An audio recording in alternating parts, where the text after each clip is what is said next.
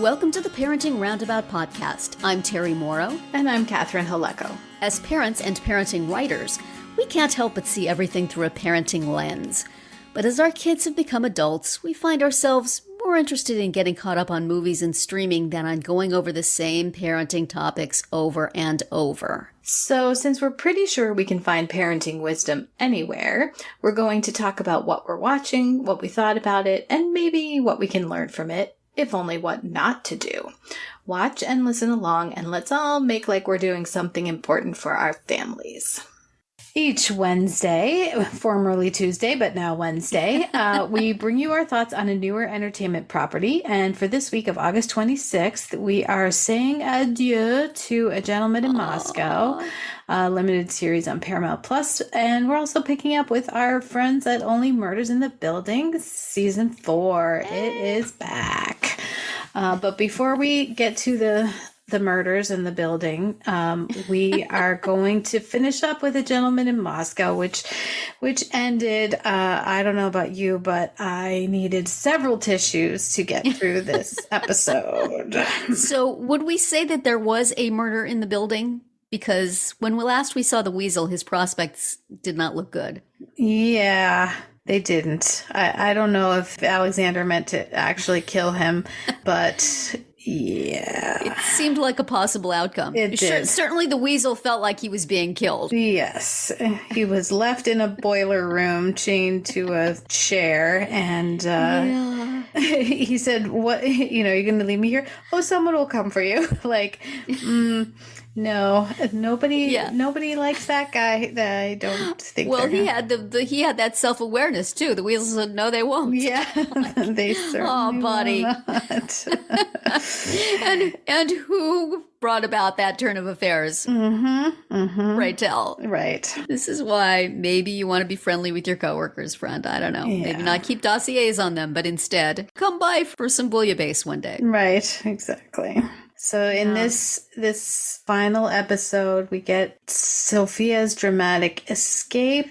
She has been invited to Paris for a piano performance, and the Count has, why do I keep calling him the Count? He hasn't been a Count for a long time, but Alexander has orchestrated this whole escape plan for her because he realizes that she cannot stay in Soviet Russia. It is not a good place for her. And as last week we saw him recording a meeting, and then he's going to slip the tapes to the American who was setting up this plan with him. And then in return, Sophia would be whisked off to the West. Would be given asylum. But first she has to get there.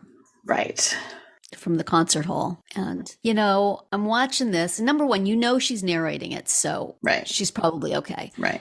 And thank you. Thank you to the producers. I don't know if that was the case. You said it wasn't clear in the book who was narrating it. Thank you for making it Sophia so we know it will be okay. Right. Thank you. But I'll tell you, as a soft-hearted mom, I did not want to see the scenes of her getting away with this. Right. I wanted Alexander and Anna in the hotel. They hear the phones all ringing. She's safe. Yeah. But no. Mm-hmm. No, we had to have some drama. You had to give us all that drama. Yes. Of which the most traumatic part was having to cut her hair off. Cut her with these tiny little sewing scissors, which... And I don't leave the scissors there. No. Yeah. But, oh man, that would be... She had to psych herself into that, and I can see it. And those, it probably isn't clear, but those scissors were Helena's, the sister. Oh. No, they didn't. Did they say that at all? I don't just in the book. recall. I don't think so. Wow. But yeah, in the book, they were one of the things that one of the few things that he had of his sisters were these scissors. Because they did focus on it very meaningfully, sitting there on the sink, but I assume that was just because somebody found it later. Right. But interesting. Mm-hmm. Did we ever see him fingering them in his room over the years? I feel like they might have been shown here and there, but you wouldn't have necessarily known that you should be paying attention to them. Yes. So. Well, Yeah, so that was, I mean, even though I was pretty sure she got away, that was all very tense with Yes. this blonde-haired woman who you could tell right away was going to be trouble. Although she was the honestly, minder. Doing her job of making sure As a chaperone, yes. As a chaperone, I have been a chaperone, and yes, you count little chicks every time. Yes. Yep. And you direct the ones who are wandering off. So, I can't be too mad at her, but still, it's under the circumstances. Lady, you want to take the day off? How about a day off? Paris. Yeah, go explore Paris. Yes. Oh, so that was all very tense, but... And then you had this whole dramatic, as we started talking about at the beginning. Yeah. I don't know if you remember that these like ancient pistols were stored in the manager's office. I did not remember them until the weasel said, "Oh, those don't work. They've been sitting around forever." And so I figured they must have been we must have seen them displayed there a number of times without knowing necessarily why the camera was finding them. Right. They were like behind in a safe or behind a picture or something. So he pulls these two pistols on our friend, the weasel, as we call him. In the book, he's called the Bishop for some reason. I can't remember why. I've read reviews that call him the Bishop, and I'm like, what? Yeah, that was not a part of the show. I can't remember why that is, but yeah, he pulls the guns on him. And that was really a lovely little bit in that he was in the secret room while the weasel was ransacking his little tiny room, and he managed to get down to his office before he got there. So when the weasel walks into his office, he's sitting there at the desk with the guns. Right. That is very nice. Right. I'm not sure logistically how that works. Is there a back door to the secret room? Yeah, I guess so. It goes up. Is that the part that goes up to the roof or whatever? Yeah, because at one point you entered that room from the hallway, back in the day. Yes. Okay. Years before. Regardless of how logistically possible it was, that's fun. Yes, exactly. Because you're a little worried that, oh no, he found the passport. What are they going to do? Right. And it's just nothing more satisfying than I'm ahead of you. When a villain thinks he's in a pretty good place. Yes. Yes. He's like, I got you. I found this passport that you stole. Yes. But no. Yes, indeed. And Alexander, forces the weasel to take everyone's dossier with all the staff, all of his friends, himself, Sophia, and take them down to the boiler room, chuck them in the fire. That was delightful. Yeah, it was. And then left him chained there. Right. And of course, this is because he has the keys to everything. Yes. Yes. Which hasn't been a big factor in recent episodes, but is important. Yes. So. Something that somebody should probably have taken into account earlier than this. Right. That's okay. So I do wonder how so little attention is paid to what he does when he's in his room or not in public. Right. That he's just sort of, nobody's watching him clearly on a minute by minute basis. Right. Which enables us to have a story to tell. So that's just fine. Right. Well, partly because also he has befriended Osip. Originally Osip. his jailer, and the end, his very good friend. Yes. So sad. Boy, talking about a parenting tip. That story about his daughter wanted him to just stay for a little bit longer, and he had a meeting to go to, and then they probably never saw each other again. No. He never got a chance to say goodbye to her. Right. Take the cup of coffee with your child. Take the extra time. Yeah, and just, the heartbreak of all of this, that you're never going to see your child again. Yes. And what do you say? How do you how do you Yeah. say that goodbye? You know, it's just, Right. I mean, I think he did a beautiful job. Yes, I think so too. It was, and also with him and Anna, you know, the sort of the ruse that they're going to go off to Finland together. Right. Even though apparently that was never quite his plan. But just the sadness of knowing that this is what you have to do. Right. And, you know, try to tell Sophia that, you know, yes, we will see you, you know, we'll follow you. And you need to tell her whatever is going to make her able to do this terrible, dangerous thing. Right. You have to ask her to do. Right. Oy. But she figured it out. Yeah. She's a smart one, that Sophia. Yes. It's so sad to have to send your kid off to do something so dangerous. Right. Because the alternative is even worse. Yeah. So I do wonder why they felt it was okay to be discussing all this stuff at the bar. And were they at the? I mean, sometimes they were on the roof. Sometimes they're having dinner.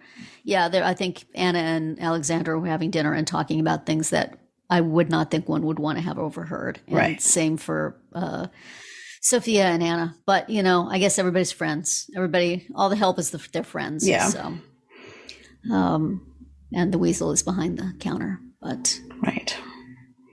He's looking for the passport that angle though, when he's hugging Sophia goodbye, and then you see the weasel kind of is standing behind the front desk. Yeah. And then you see Osip like up a story watching. Yeah. It's like, well, these things are going to be a problem. So they're not showing those just because this is just a background of the hotel. Pay no attention. Right. But Osip is down up there shedding a tear over it all. Yes. Yeah. Yes, because he recognizes what's going on as a father, as a fellow father, as parents do. And that's why he's like, listen, don't mess this up. Yeah. You know. Yeah. He turned out to be a good pal in the end. Yes. And I like that. Yeah. That was good. And very good acting by that guy without really modulating what he was doing that much. Mm-hmm. You know, it's not like he changed from you know, stern jailer to boozy pal. He was the same guy all the way through, but just little nuances. Right. And of acting and scripting just made you see that this guy, everything that he's going through, which has been a lot. Right. And his changing feelings about Alexander. Right. So nicely done. Yes.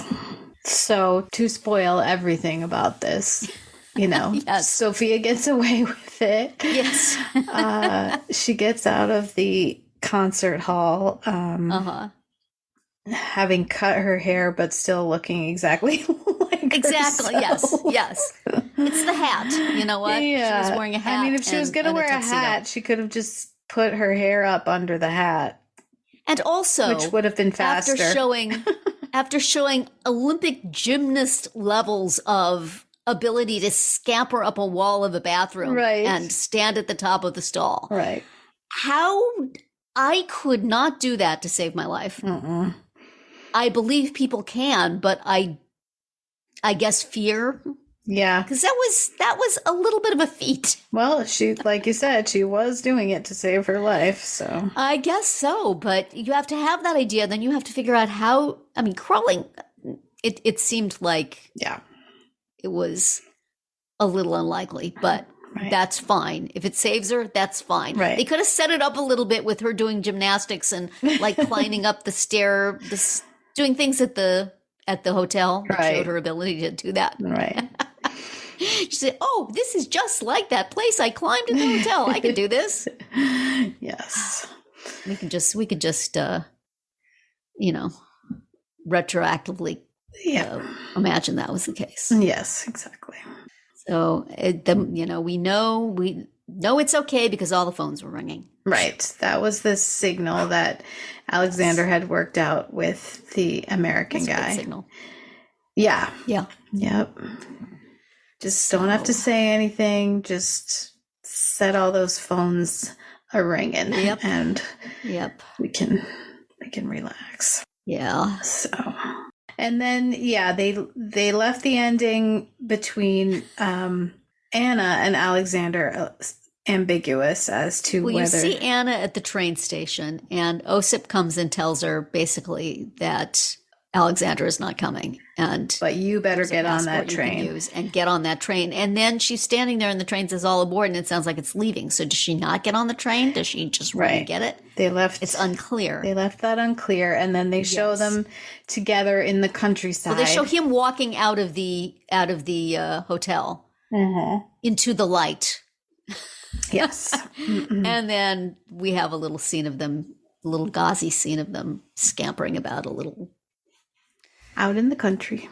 Out in the country. And the tree with the black apples. Yes. So are we supposed to think that's an afterlife? Or right. Are we supposed to think that they actually got away? Or this is just Sophia's warm thoughts of where they might be? Right. I don't know. Did the book say? In my reading of the book, I felt that they both escaped separately and found each other. Alexander and Anna. And well, that's lovely. Let's think that. Yeah, I mean, it could be, wishful thinking on my part, but I felt that it was more clear in the book than it was here in the TV series. In the TV show, it was definitely, well, it would be a bummer if we leave with them dying in prison somewhere. So maybe this is what happened. Right. It could be. Sure. Why don't we just think this? Right. So, yeah, I finished the book feeling that they had gotten away with it. Oh, well, good. I'll feel that way too then. Let's just believe. Yes. And not ask any questions. That's right. Let's not. I was also wondering, since you read the book, right before we started watching this, I listened to a podcast that was about the book, and they didn't really get into spoilers, but there was a couple of things. And one of them was, I think they said that at some point, the staff at the hotel got replaced by, party flunkies like the Weasel, who didn't really care about maximizing the guest's experience or anything. They were just, of the let's take all the labels off the wine because who cares school. Right. Was that the case in the book? Because I've been waiting for it to happen with sort of, my heart in my throat. And they all very happily lasted till the end. Yeah. Unless they'll get shot for helping Alexander get out. And, the death of the Weasel. But still, we're meant to see that they all grew old together, basically. Yeah, that's how it happened in my memory of the book as well. Because they showed that scene at the end where he gave them all a gold coin. Yeah. And that happened in the book, too. Okay. All right. So maybe they were just talking about the Weasel replacing the hotel manager and not everybody. Yeah, and just the whole thing where, the paintings got painted over and the wine bottles and all that stuff. Okay. But the staff just sort of had like the golden ticket, They made it through. We don't see what their lives were like outside of the hotel. Probably not so great. But in the hotel, they seem to have a pretty fine time. Right. Growing old gracefully. So right. Good for them. In the book, there was a lot more of basically the Alexander, the chef, and the bartender, and somebody else, like maybe the maitre d' from the restaurant, or could be the concierge guy, but they called themselves the council, and they would eat together every day, and they were all very important in each other's lives, obviously. He gave them all the gold coin at the end, but I don't believe they were party to the. I don't think he wanted them to be involved. No, I don't think any of them necessarily knew, other than Marina made the dress. But would not have necessarily known it was anything other than her going on this sanctioned thing. Right. But they might have all had a bit of a suspicion. I think so. Yeah. Yes. just, I mean, from the teary looks everybody's exchanging. Yes. And actually, they were sitting at the bar discussing. And just, from them realizing like, hey, this is her ticket. Like they've got to figure out how to take advantage of this because she needs to get out. So, but what a lovely story this was. Mm-hmm. Well, beautifully told in this miniseries, and I'm sure written in the book. Yes. And great character development, and very nice. I'm glad we watched it. And I don't know if it's something I would necessarily have picked out to watch, but I'm glad I did. Very, very nicely done. And I still recommend the book. I know you're not a big fiction person, but I can be. For you or the listeners, I definitely recommend the book. It just, it allows for more detail and more, it's a little more complex in the book since they have time Anything for that. Significantly different? I mean, I think we talked about that. I don't remember that he actually recorded the meeting with it. He just took notes. Took notes. And the whole sort of escape plot was a little more complicated in terms of stealing the passports and, basically making everybody think he had gotten on the train.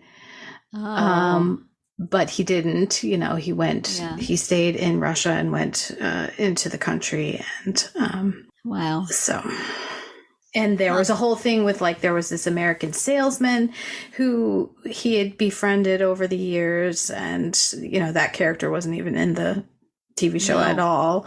That he played a part in getting Sophia out and Alexander out. And so there was just a lot more. And it was just one of those things where it was building up, for the last several chapters, and you didn't necessarily know it, obviously, until till the plan all came together. And I love that kind of a story, it's not a mystery, but it has some of the hallmarks of it. Was there a lot of exposition about the political situation of the various times? There was some, yes, since it was relevant. A few pages here and there. Yeah. Explaining. Mm-hmm. Yeah, because it was important to what was going on. But not, I hope, War and Peace, where it was like... No. Let's leave them on the battlefield to talk for 50 pages or so about the... No. About the political goings on. That's why that book is so enormous. Mm-hmm. Mm-hmm. As I recall from reading it in high school. But anyway. Right.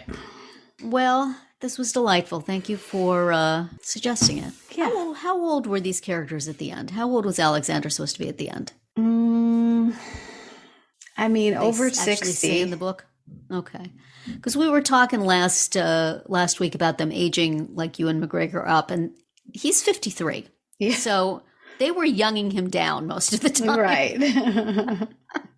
Mary Elizabeth Winstead is 40. So. Oh, wow. I thought she looked really not necessarily well aged in this last episode, but definitely older. Mm-hmm. You could see that she was not, I mean, so it's like they did a good job of younging people down and aging them up without it being super obvious. Yeah.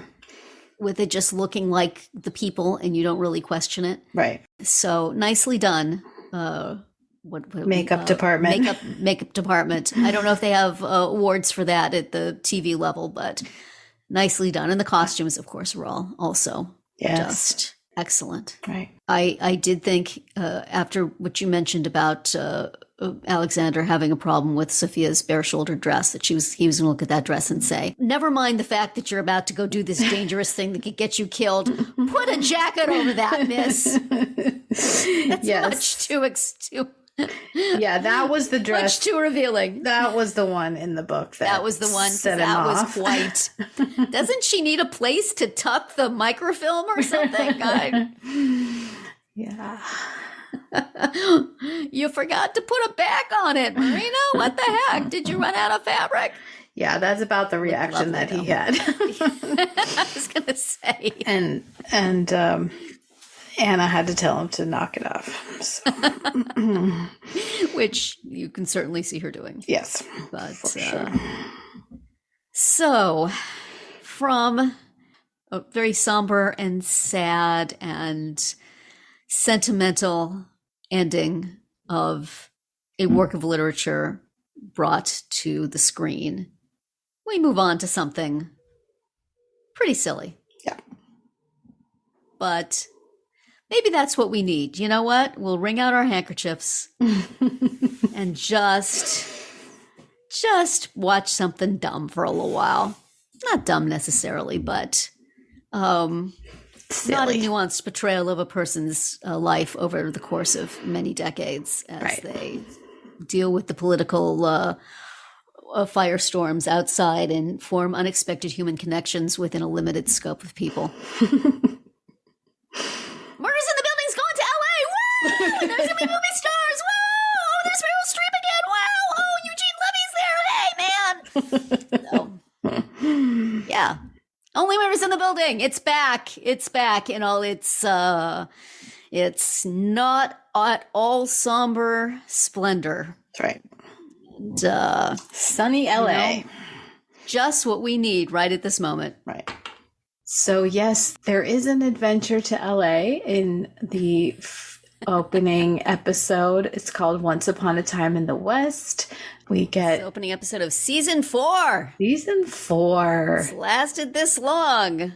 Yep, they have come up with another murder in the building, which we knew from the end of. Can we mention, though, that, this podcast is in its, the TV podcast in its 4th season. We are in, what, our 11th season? Right. Hollywood, yo, over here. Over here, we make a good movie. Come on. Yeah. Anyway, go ahead. Some people just are special. Some people, yes. So at the end of season 3, we saw Saz, Charles's stunt double, played by Jane Lynch, be shot in his kitchen. Yes. Presumably it was someone that mistook her for him, but we do not know that. Because she had something she was going to tell him, so maybe they want to eliminate her. Right. Unclear. So Unclear. We expect, I think we come to this season with the expectation that they're going to go back to his room and find her dead body on the floor. Right. And that is not what happens. They enter his apartment and she's not there. There's some blood spatters, which they initially take for wine. They don't notice the bullet hole in the window. So this whole first episode was them figuring out that this must have happened. But it took a trip to LA and back for them to figure this out. Yes, it did.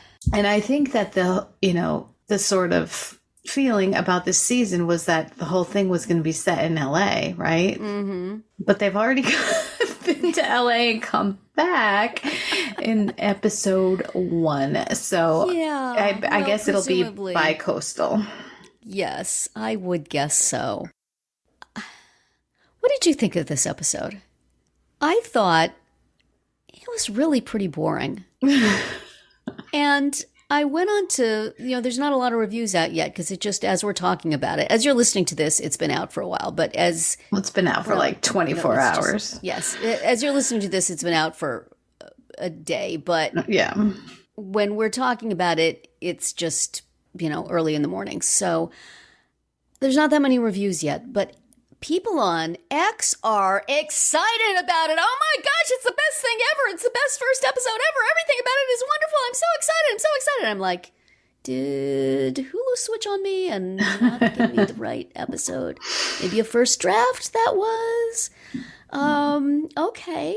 I'm not saying I'm not going to watch the rest of it, but that was a lot of road to cover to make sure we knew the dog could smell bodies and that Saz had identifiable metal pieces in her body. Mm-hmm. Mm-hmm. I mean, I see how we had to know those things for the ID to work, but I was ready for that after, in about 15 minutes. Right. I think we all knew what the dog was about. Mm-hmm. By the way, I'll have to give a link to this. There was a Substack I read about dogs whose job it was to find bodies in the World Trade Center.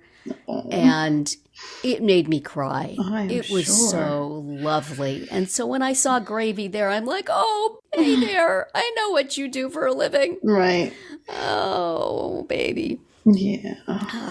So, yeah, I just thought it was, I mean, it's setting up the whole season, obviously. Yeah. Both the mystery and it was almost worth it for the Bakula cameo. That was lovely. After him being like a joke for 3 seasons as the other person that Saz is a stunt double for. Right. He actually gets to pop up on screen there. Good to see you, Scott. But, yeah, it seemed like a slow start to me. And a lot of cameos. Like a lot. Yeah. And I feel like we have seen this sort of satire of the movie industry a billion times. And what else you got? Right. I mean, fun to see the actors who are going to play our characters, but this is going to be a whole season of this. Right. Okay. Yeah. Okay. Yes. Also, how many movies in the history of podcasting have been made of a podcast? Is this a thing that has ever happened? Well, good question. Again, I say, over here. You know, you could get Diane Keaton and Lily Tomlin, and how many people have we had involved in our podcast? There's lots of people in our demographic that it could be like, you know, the book club, or like, what was that one we watched about the 80 for Brady? Exactly. Are you calling me 80 years old, Terry? I'm just saying there's a certain market for ensembles of mature actresses. I mean, if Eva Longoria can play Selena Gomez, I don't think you should complain. That was amusing. And her sending her own self up, being like, yes. I just wanted to sell face cream and computers and. Yeah. Excellent. Well, anyway, call us. Right here. We'll pack our splicer and hit the road. We'll sell our life rights like that. We've already been talking about them for 10 years. Right. Anyway. We'll come up with some new stuff that we haven't talked about. That'll be the challenge. Yeah, there's a lot. I'm old anyway. Catherine's not old, but I'm old. I got a lot. They'll age me up so that it's not creepy. That's right. Oh, I don't know. It just seems... I had been meaning before watching this to watch the first season, which I remember is quite good mystery-wise and somewhat twisty. Yeah. And that there have been diminishing returns on the mystery aspect of it as it has become more famous and spectacular and guest star filled. And so I don't have a great feeling about this season, but let me tell you, Twitter, X, whatever you want to call it, they're all in. People are loving it. I mean, Meryl Streep is back. She is. Looking fabulous. Yes. You know, how can you hate on something that has Meryl Streep just casually come in for 5 minutes? Right. Well, that's why I think they've got to go back to LA, right? I mean. Oh, no, they'll definitely, I would say. Or else LA comes to, I mean, I've seen previews for the season and it appears that the 3 actors decide they can solve a mystery just as well as anybody else. So maybe LA comes to New York. Yeah. Because I like that building. It's true. I would rather be in that building than on a fake New York set or in Hollywood boardrooms that I've seen 500 times. Right. So I've gone from 1 billion to 500. We've seen them a lot of times, is what I'm saying. Yes. This is not new territory. Mm-hmm. Whereas, you know, at least in the first season, having it all take place in this building felt kind of fresh. Yeah. Yeah. Wonder if we're going to get Divine Joy Randolph back. Yes. Well, she was at the premiere. As I was going through X, I saw a picture of her at the premiere. So yes, I would say. Good. I would say you are going to get everything you have ever loved about this series back in some way or another. Yes. That is I true. would count on Jane Lynch doing a Tim Kono thing and turning up in the elevator, or having a chat with Charles. Right.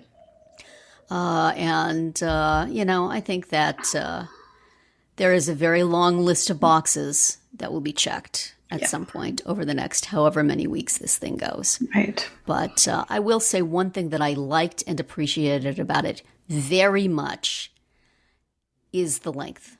Yes. Thank you. Thank you. A cool 30 minutes. Woo! I forgot this was like a sitcom. Oh my gosh. I was thinking, well, it's the first episode. It's probably an hour and a half, maybe 2 hours, and I've only left 1 hour in my schedule to watch. It's short. Yes. It's like you gained some time in your day. Gotta love so that. So all is forgiven for the boring plot. It was only boring for half an hour, so yes. Mm-hmm. Oh, well. Did you find it boring, or did you find it delightful and exciting and the best ever? I wouldn't go that far. I think I'm probably between you and the Twitter enthusiasts. I did enjoy it, but I agreed with you that there's, it did take its sweet time to get to where it was going, even though it was only 30 minutes. That's true. Yeah. If it makes 30 minutes seem long, that's not a good thing. But right. Oh well, it'll be fun. But I'm happy to be back. I'm with happy these to be back. people. And if they're gonna keep the length short, I guess I won't resent that the plot moves. I don't know. It's fine. I guess I just came into it expecting that they would notice that Saz hadn't come down and go up and look for her immediately instead of finishing recording their podcast and then moseying on up. Right. But it's fine. Everything is fine. It'll work out. The dog is cute. Yes. Although I don't believe a cadaver dog would actually be named Gravy. that is done for plot convenience entirely. Yes. Oh yeah, that would be kind of that's kind of mean. It is. Whoever named that animal needs to answer for his or her crimes. Yes. But the casting of Eugene Levy that is wonderful. to play Steve Martin's part is delightful. Delightful. That is. Yeah, it is. And I'm always happy to see him. Glad to see him getting work. Yes. That's just fine. And, the other two are sending up themselves pretty amusingly. Right. And good on them. Mm-hmm. Now we find, at least it took a whole episode for there to actually be a mystery to solve. So now we're on it. We got it. We knew there was a mystery. There was a mystery. So it's set up. Right. Let's see where it goes from here. But if you could move a little faster, that'd be okay. Next week, we will discuss the next episode of Only Murders in the Building, Season 4. It's called Gates of Heaven. And we'll see you back here tomorrow for our weekly Roundabout Roundup.